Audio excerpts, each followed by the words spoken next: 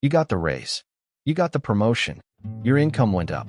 But somehow, at the end of every month, the feeling is exactly the same. Tired, stretched, and quietly wondering where it all went.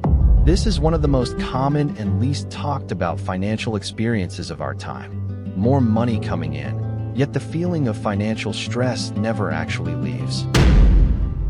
In the next few minutes, you will find out exactly why higher income rarely fixes that broke feeling, and what is actually causing it underneath the surface of your everyday life.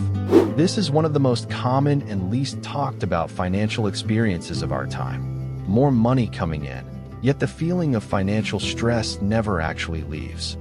Studies consistently show that people across almost every income bracket report feeling financially stressed. The first week after payday always feels fine. Groceries bought, bills paid, maybe a small treat. By week 3, the checking account is draining fast, and the familiar tightness returns. What most people do not notice is that every time income rises, so does the baseline of what feels normal to spend. The apartment gets slightly bigger. The meals get slightly better. The phone upgrade arrives right on time. This is not laziness or carelessness. It is one of the most deeply wired human instincts. When resources increase, consumption expands automatically to fill the new space available. Streaming services, gym memberships, delivery apps, cloud storage, premium plans. Each one feels tiny. Together, they quietly drain hundreds every single month without triggering a single alarm. When friends upgrade, pressure quietly builds. A holiday they post, a car they mention, a renovation they finish. Keeping up costs money most people have not actually planned for. The restaurant that used to be a special occasion becomes the regular Friday habit. The taxi that was a luxury becomes the everyday choice. Small upgrades quietly lock themselves into the budget permanently. For many, income rises and debt rises with it. Credit limits get extended. Buy now options get used more often. The raise funds a bigger lifestyle, and borrowing quietly fills the remaining gap. Psychologists call it the hedonic treadmill. The idea is simple. As income or possessions increase, expectations rise at almost the same speed, leaving the emotional feeling of enough permanently out of reach. The human brain is built to adapt. A new car feels exciting for about 3 months before it simply feels like the car. A bigger salary feels like relief for around 6 weeks before it becomes the new normal. Every financial upgrade carries the same hidden expiry date on the happiness it was supposed to deliver. The baseline of what feels normal shifts upward automatically with every upgrade. Once the new level feels ordinary, anything below it begins to feel like a loss rather than what it actually was, the previous normal. Higher earners often face invisible costs that lower earners do not. Professional clothing, networking events, lunches with colleagues. A lifestyle that looks optional but quietly feels mandatory to maintain status inside a new income tier.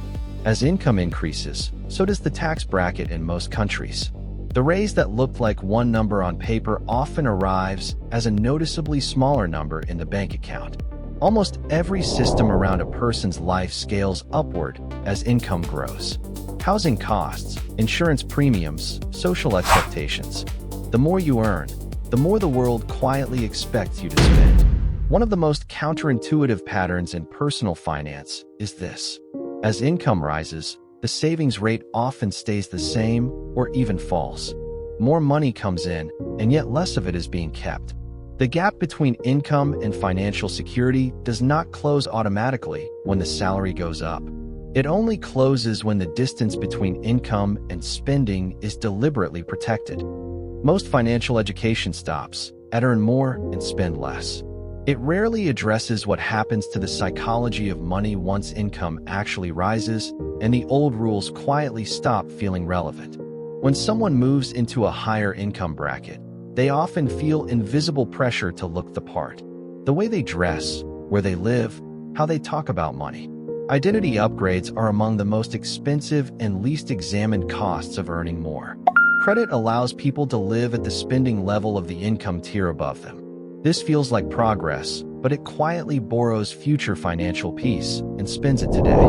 Spending future income to feel comfortable today is one of the quietest traps in modern personal finance. Housing is often the first major lifestyle upgrade that income unlocks. A bigger home feels like a reward, but the mortgage, the maintenance, the utilities, and the furniture that must now fill the space all arrive together silently behind it. The brain does not measure wealth in absolute numbers. It measures it in comparison to what others have, to what it had before, and to what it now expects to have next. On that scale, enough rarely exists. Psychologists call this relative deprivation. A person earning more than most of the world can still feel genuinely poor when surrounded by people who earn slightly more than them. The comparison, not the number, creates the feeling. The reference group always expands to include slightly wealthier peers. The goalposts move upward automatically, quietly, and without any conscious decision to move them.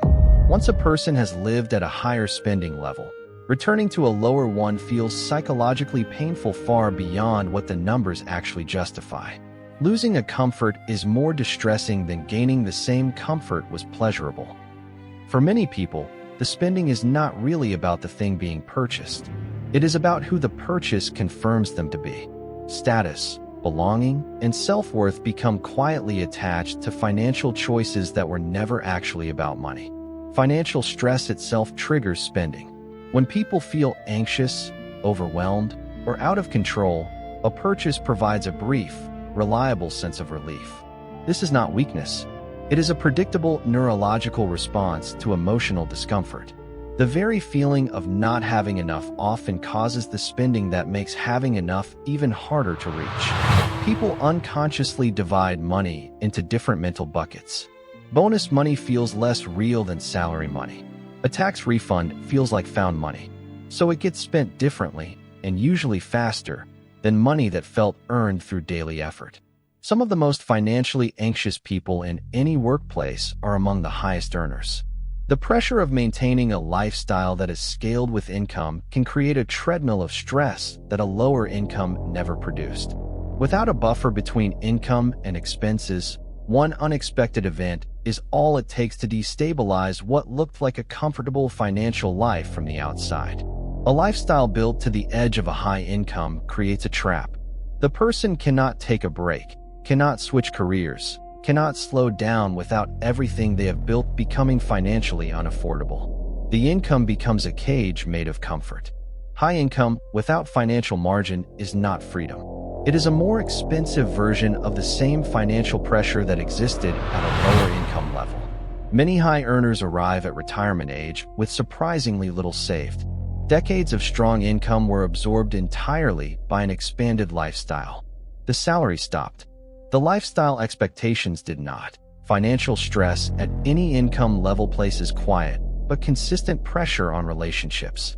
Arguments about spending, different definitions of enough, and conflicting money values between partners create tension that higher income alone rarely resolves. Financial security is not a number on a payslip. It is the gap between what you earn and what you need to spend. A person earning half as much but keeping more of it is often in a more secure position than a high earner spending everything. Every pound, dollar, or cedi kept between income and expenses is a unit of freedom, not a large bonus. Not a promotion title. The margin itself is what financial breathing room actually feels like. Every time spending is delayed, even slightly, power is quietly transferred from a future obligation back to a present choice. That simple delay is one of the most underrated financial tools available to anyone at any income level. Research consistently shows that households with even 1 month of income saved as a buffer report dramatically lower financial anxiety than those without it, regardless of how high the income itself is. When saving is automated, the psychological battle between spending today and saving for tomorrow is removed before it begins. The money is already gone before the spending decision arrives. The single most powerful financial shift available is not a raise or a new strategy. It is deciding what enough actually means before the next income increase arrives and quietly absorbs itself into spending before any decision is made. The moment a salary increase arrives is the single most important financial decision point available. What happens to that extra money in the first 30 days almost entirely determines whether it stays or quietly disappears. A simple rule that changes outcomes. When income rises, keep half the increase exactly where it is and allow lifestyle to grow only with the other half. This one habit compounded over a career creates a fundamentally different financial result. Most people who feel broke despite earning well have never actually seen where every unit of income goes in a given month. A single honest spending audit often reveals several hundred in spending that produces almost no satisfaction or lasting value. The deepest version of this problem requires more than a budget. It requires deciding that being someone who builds wealth feels more important than being someone who appears to have wealth. That shift in identity changes every financial decision that follows. Visible wealth and real wealth are often opposites. The person who looks the most financially comfortable is frequently the most stretched. The person who looks unremarkable is sometimes the most secure. The most financially secure people in most communities are rarely the ones with the most visible spending. They are often the ones whose financial life is intentionally boring from the outside and quietly compounding on the inside. The feeling of being broke despite earning more was never really about the income figure. It was always about the gap between what was coming in and what was quietly leaving, and about the expectations that rose every time the number did. The hedonic treadmill does not stop on its own. The lifestyle inflation does not pause at a reasonable point. These are default settings of human psychology. Changing them requires a deliberate choice, made consciously and repeated consistently. The next salary increase, the next bonus, the next time income moves upward in any form, that is the moment. What happens in those first 30 days determines whether financial life changes or whether the same cycle quietly begins again at a higher level. Financial peace is not earned by reaching a number. It is built by protecting the space between what arrives and what leaves, and by refusing to let that space close every time income grows. So the real question is not how much more can you earn. It is this: the next time income rises, what will you choose to do with the gap before the lifestyle quietly closes it again? If this gave you a different way to think about money, subscribe now for more honest breakdowns of money psychology, hidden financial systems, and the real reasons behind why so many people feel broke no matter what they earn.